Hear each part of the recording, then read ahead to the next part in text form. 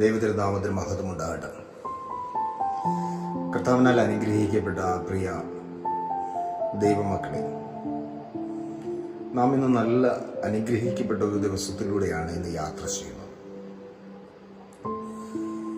പ്രത്യേകിച്ച് ഇന്നത്തെ ഞായറാഴ്ച എന്ന് പറയുന്നത് നമ്മുടെ തോമാസ് ശ്ലീഹ വിശ്വാസ പ്രഖ്യാപനം നടത്തിയ ഒരു ദിവസം കൂടിയാണ്. നമ്മുടെ കർത്താവിൻ്റെ ശിഷ്യന്മാര് 12 പേരിൽ ഒരാള് യൂദാസ്, 30 വെള്ളിക്കാശിന് ഒറ്റിക്കൊടുത്ത യൂദാസ് ഒരു മുഴം കയറിൽ ജീവിതം അവസാനിപ്പിച്ചു. അതിനുശേഷമുള്ള 11 ശിഷ്യന്മാരിൽ തോമാസ് ശ്ലീഹ ഒഴികെയുള്ള 10 ശിഷ്യന്മാർക്ക് യേശു തമ്പുരാൻ പ്രത്യക്ഷപ്പെട്ടു. ആ ശിഷ്യന്മാര് തോമസിനോട് പറഞ്ഞു, ഞങ്ങൾ ഗുരുവിനെ കണ്ടു, ഞങ്ങൾ കർത്താവിനെ കണ്ടു, കർത്താവ് ഞങ്ങളുടെ മധ്യേ ഇറങ്ങി വന്നു, നിങ്ങൾക്ക് സമാധാനം എന്ന് ഞങ്ങളോട് അരുളി ചെയ്തു എന്ന് പറഞ്ഞപ്പോൾ തോമസ് പറഞ്ഞു, ഇല്ല, ഞാൻ വിശ്വസിക്കില്ല. ഇതൊരു അല്പവിശ്വാസത്തിന്റെ പ്രഖ്യാപനമല്ല. കാരണം തോമസിന് സംശയം ഉണ്ടായിട്ട് തോമസ് പറഞ്ഞല്ല. കർത്താവിനെ കാണാൻ കഴിയാഞ്ഞതിലുള്ള സങ്കടത്തിലും കാണണമെന്നുള്ള വലിയ ആഗ്രഹത്തിലുമാണ് തോമസ് അങ്ങനെ പറഞ്ഞത്. എൻ്റെ കണ്ണുകൊണ്ട് കാണാതെ, അവൻ്റെ ആണിപ്പഴുതുകളിൽ എൻ്റെ കൈവിരൽ ഇട്ടു നോക്കാതെ ഞാൻ ഒരിക്കലും വിശ്വസിക്കില്ല.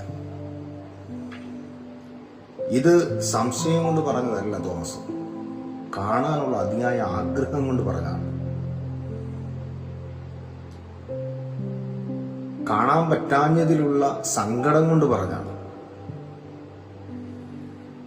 ആ തോമസിന്റെ അടുക്കൽ തോമസ് ഉള്ളപ്പോൾ യേശു തമ്പുരാൻ അവിടെ മധ്യേ ഇറങ്ങി വന്നു.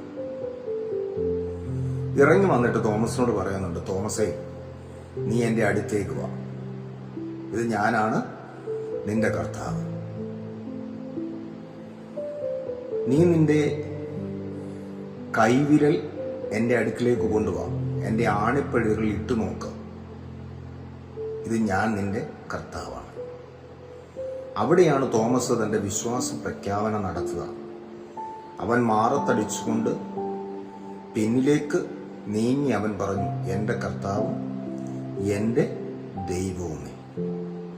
അവൻ അല്പവിശ്വാസി ആയിരുന്നുവെങ്കിൽ, അവൻ വിശ്വാസമില്ലാത്തവനായിരുന്നുവെങ്കിൽ, സംശയമുള്ളവനായിരുന്നുവെങ്കിൽ അവൻ ഓടിച്ചെന്ന് തൊട്ടു നോക്കുമായിരുന്നു, ആണിപ്പഴുതിൽ കൈവിരൽ ഇട്ടു നോക്കുമായിരുന്നു.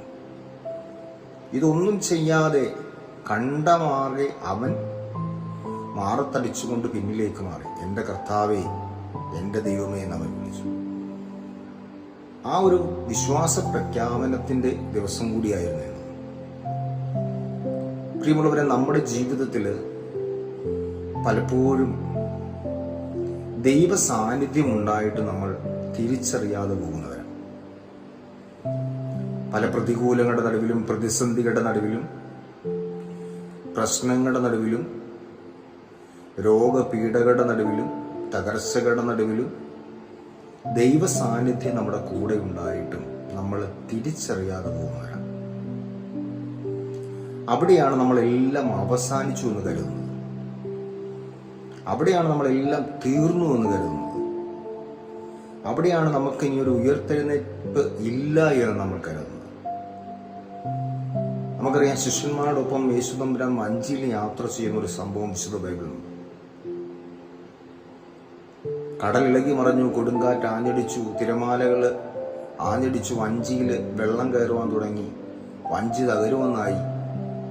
വഞ്ചിയുടെ അമരത്ത് കർത്താവ് ഉണ്ടായിരുന്നു. എന്നിട്ടും ശിഷ്യന്മാരത് മറന്ന് നിലവിളിച്ചു. ഈ ഒരു സംഭവം ബൈബിൾ പറയുന്നതാണ്. കർത്താവിന്റെ സാന്നിധ്യം ഉണ്ടായിരുന്നിട്ടും അവർ അത് മറന്നിട്ട് നിലവിളിച്ചു, മറന്നുപോയവർ. അവസാനമാണ് കർത്താവിനെ വിളിച്ചു നടത്തുന്നത്. ഇത് നമ്മുടെ ജീവിത അനുഭവത്തിലും ഇത് സംഭവിക്കുന്ന കാര്യമാണ്. നമ്മളെ കാണുന്നവരൊക്കെ പറയും, എല്ലാം തീർന്നടാ, എല്ലാം അവസാനിച്ചതാ, ഇതോടുകൂടി എല്ലാം കഴിഞ്ഞു. ഇനി ഒരു ഉയർത്തെഴുന്നേൽപ്പില്ല, ഇനിയൊരു ഉയർച്ചയില്ല, ഇനിയൊരു സന്തോഷമില്ല, ഇനിയൊരു സമാധാനമില്ല, ഇനിയൊരു സൗഖ്യമില്ല, ഇനിയൊരു വിടുതലില്ല. ഇത് ചുറ്റുമുള്ളവരൊക്കെ നമ്മളോട് പറയും. അവിടെ ദൈവ സാന്നിധ്യത്തെ മറന്ന് നിലവിളിക്കുന്നവരായി ഒരിക്കലും നമ്മൾ മാറരുത്. ദൈവം നമ്മുടെ കൂടെയുണ്ട്. അതുകൊണ്ടാണ് വിശുദ്ധ ബൈബിൾ ആദ്യ അവസാനം വരെ ഏതാണ്ട് 365 തവണ നമ്മളോട് പറയുന്നത്, ഭയപ്പെടേണ്ട, ഞാൻ നിന്റെ കൂടെയുണ്ട്. ഒരു ദിവസം ഒരു തവണ എന്നോട് പറയുന്ന എൻ്റെ കർത്താവിൻ്റെ സ്വരമാണ്, വാക്കാണ്, ഞാൻ നിന്റെ കൂടെയുണ്ട്, ഭയപ്പെടേണ്ട. ഈ ഒറ്റ വചനത്തിൽ നമ്മൾ വിശ്വസിച്ചാൽ മതി, ഈ ഒറ്റ വാക്കിൽ നമ്മൾ വിശ്വസിച്ചാൽ മതി. 365 ദിവസം ഒരു തവണ വെച്ച് എന്നോട് പറയുന്ന ഒരേ ഒരു വാക്യം ഇതാണ്, വചനം ഇതാണ്, സ്വരം ഇതാണ്, ഭയപ്പെടേണ്ട, ഞാൻ നിന്റെ കൂടെയുണ്ട്. വൻ തിരമാലകൾ ആഞ്ഞടിക്കട്ടെ, കൊടുങ്കാറ്റുകൾ ആഞ്ഞടിക്കട്ടെ, ഉറ്റവരുടയവർ കൈവിടട്ടെ, എല്ലാവരും തള്ളി പറയട്ടെ, എല്ലാവരും ഉപേക്ഷിച്ചു പോകട്ടെ, നീ ഒറ്റയ്ക്കാകട്ടെ, അവിടെ എല്ലാം ഞാൻ നിന്റെ കൂടെയാണ്. പ്രിയമുള്ളവരെ, ഈ ഒരു വചനം എന്നും നമ്മുടെ ഓർമ്മയിൽ വേണം. അവസാനിച്ചു എന്ന് കരുതരുത്. അവിടെ നമ്മുടെ കർത്താവ് നമ്മളെ വീണ്ടെടുക്കുവാനായിട്ടുണ്ട്. നമ്മുടെ ജീവിതത്തിൽ ഇതുപോലെ ഒരു വിശ്വാസ പ്രഖ്യാപനം നാം നടത്തണം. എൻ്റെ കർത്താവും എൻ്റെ ദൈവമേ, നീ എൻ്റെ കൂടെ ഉണ്ടല്ലോ. ദൈവം നമ്മെ